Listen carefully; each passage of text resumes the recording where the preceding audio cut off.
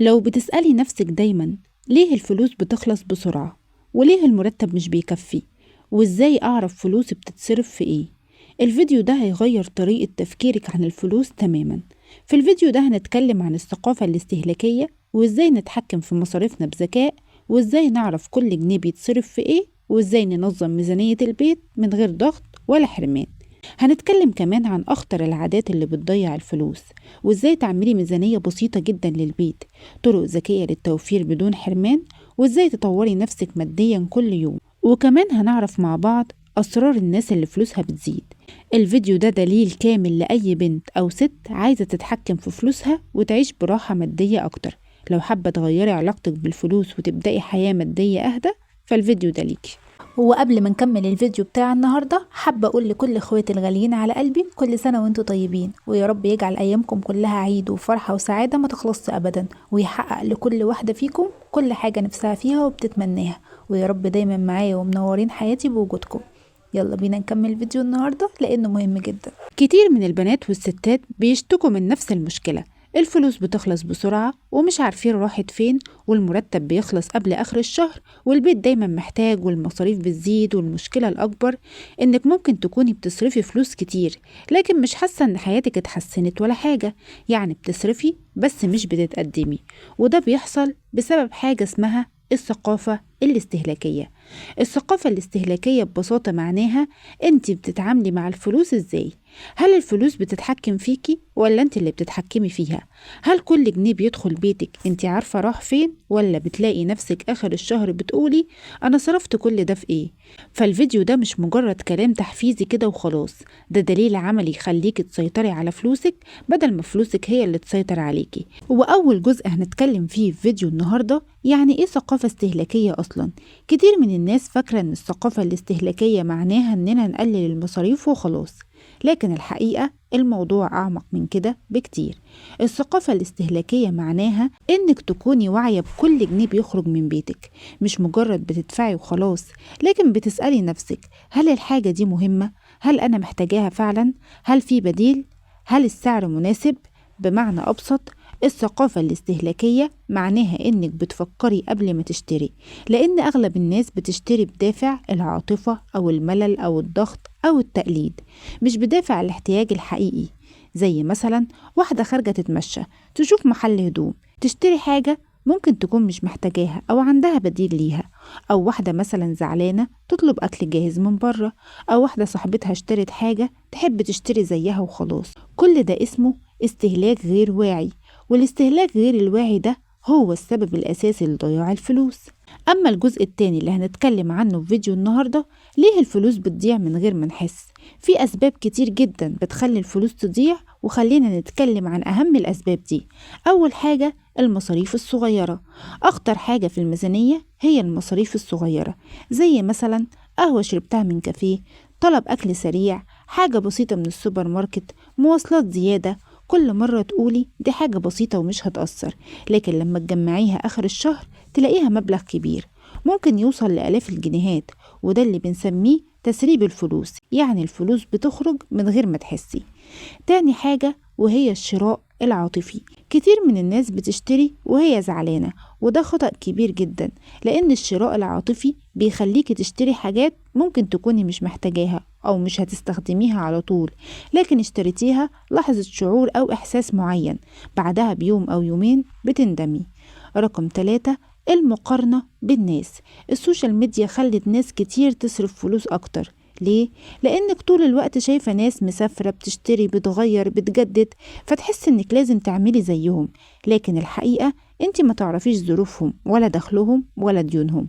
فالمقارنة دي بتخلي ناس كتير تعيش فوق مستواها المادي، وده أكبر سبب للضغط المالي اللي بيحصل عند أغلب الناس.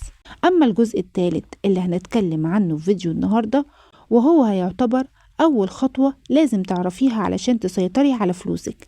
لو عايزة فعلا تتحكمي في فلوسك، ففي خطوة بسيطة جدا لكن تأثيرها أقوى بكتير. الخطوة دي اسمها تتبع المصاريف. يعني إيه؟ يعني كل جنيه يتصرف يتكتب، حتى لو جنيه واحد بس. في الأول ممكن تحس إن الموضوع صعب شوية، لكن بعد أسبوع واحد بس هتكتشفي مفاجآت كتير جدا. هتلاقي نفسك بتقولي أنا كنت بصرف كل ده في الحاجات دي، وهنا هتبدأي تتحكمي فعلا في مصاريفك. وتعالي أقولك على طريقة بسيطة جدا لتتبع المصاريف. اعملي 4 خانات. أول خانة للأكل، تاني خانة للبيت، تالت خانة للمواصلات، رابع خانة للمصاريف الشخصية. وكل يوم اكتبي الحاجة اللي انت بتشتريها في الخانة بتاعتها، وبعد شهر واحد بس هتعرفي فلوسك بتروح فين بالظبط، وايه الحاجات اللي انت كان المفروض تشتريها والحاجات اللي كان ممكن تستغني عنها وما استفدتيش بيها. اما الجزء الرابع اللي هنتكلم عنه في فيديو النهاردة، ازاي تعملي ميزانية بسيطة للبيت. الميزانية مش لازم تكون معقدة، ابسط طريقة هي قاعدة معينة ممكن نمشي بيها، قاعدة 50-30-20. يعني ايه الكلام ده؟ يعني 50% احتياجات أساسية، و30% رفاهيات، و20% ادخار. لكن لو دخلك أبسط من كده أو أزيد ممكن تعملي ميزانية مختلفة تناسبك. يعني ممكن تخلي مثلا 80% احتياجات أساسية، و10% ادخار، و10% رفاهيات. ممكن أعلى ممكن أقل، يعني متلزميش نفسك بالكلمة اللي أنا بقولها بالظبط، لأن ظروفك غير ظروفي غير ظروف واحدة تالتة ممكن تكون بتسمعنا دلوقتي. المهم يبقى في جزء ثابت للادخار حتى ولو كان بسيط، لأن الادخار ده مش مرتبط بالمبلغ، مرتبط بالعادات. الجزء الخامس اللي هنتكلم عنه في فيديو النهاردة، ازاي توفري فلوس من غير ما تحسي بحرمان. كتير من الناس لما تسمع كلمة توفير تفتكر ان حياتها هتبقى صعبة وهتمسك على نفسها جامد، لكن الحقيقة ان التوفير الذكي مش حرمان، ده ترتيب أولويات. زي مثلا بدل ما تشتري 10 حاجات رخيصة، اشتري حاجة واحدة بس كويسة تقعد معاكي فترة أطول وتفيدك أكتر. بدل الأكل من بره اعملي أكلة بسيطة في البيت، هتكون صحية أكتر وضمن المكونات بتاعتها وضمن كمان طريقة تجهيزها. بدل التسوق العشوائي اعملي قائمة مشتريات، حاجات تكوني محتاجاها وبتستخدميها، هتوفري كتير جدا من غير ما تحسي. أما الجزء السادس في فيديو النهاردة هو ازاي تطوري نفسك ماديا كل يوم. وهنا عايزة أقولك إن أكبر غلط ممكن تقعي فيه إنك تعتمدي على دخل واحد بس. لازم يكون عندك تفكير تطويري، يعني تسألي نفسك ازاي أزود دخلي. ممكن تتعلمي مهارة مثلا، ممكن تعملي مشروع صغير من بيتك، ممكن تشتغلي أونلاين حتى ولو بخطوات صغيرة. لكن المهم إنك ما تفضليش واقفة مكانك وتتحركي وتسعي على رزقك علشان ربنا يكرمك.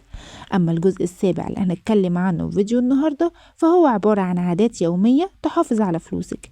في عادات بسيطة جدا لكن تأثيرها كبير قوي، زي مثلا إنك ما تشتريش حاجة بدافع الزعل أو الملل، وإنك تعملي القائمة اللي احنا قلنا عليها وتكتبي كل حاجة بتشتريها، وكمان إنك تعملي مقارنة بسيطة للأسعار في الأماكن المختلفة وتختاري المكان اللي سعره مناسب بالنسبة لك. رقم 4 إنك تستنى 24 ساعة على الأقل قبل ما تشتري أي حاجة مش ضرورية، تدي لنفسك فرصة إنك تفكري لأنك ممكن تكوني مش محتاجاها. العادات دي بتعودك إنك ما تبقيش مندفعة وإنت بتصرفي فلوسك، وإنك ما تصرفيش فلوسك غير في الحاجات اللي إنت محتاجاها وبس، أو الحاجات الضرورية. وفي النهاية عايزة أقولك إن الفلوس مش هي أهم حاجة في الحياة، لكن إدارة الفلوس بشكل صح بتديكي راحة كبيرة، بتخليكي أهدى وأقل توتر وأكتر أمان. والثقافة الاستهلاكية مش معناها إنك تبقي بخيلة على نفسك أو على اللي حواليكي، لكن معناها إنك تبقي واعية عارفة كل جنيه راح فين، لأن الفلوس لو مسيطرتيش عليها هي اللي هتسيطر عليكي. ابدأي من النهاردة حتى ولو بخطوة بسيطة، اكتبي مصاريفك ورتبي أولوياتك، وخليكي دايما فاكرة إن النجاح المادي بيبدأ بعادات بسيطة جدا لكن تأثيرها بيكون كبير مع الوقت. وبكده خلص الفيديو بتاع النهاردة، بس كلامنا مع بعض عمره ما هيخلص. استنوني في فيديو جديد قريب جدا. استودعكم عناية الله، والسلام عليكم ورحمة الله وبركاته.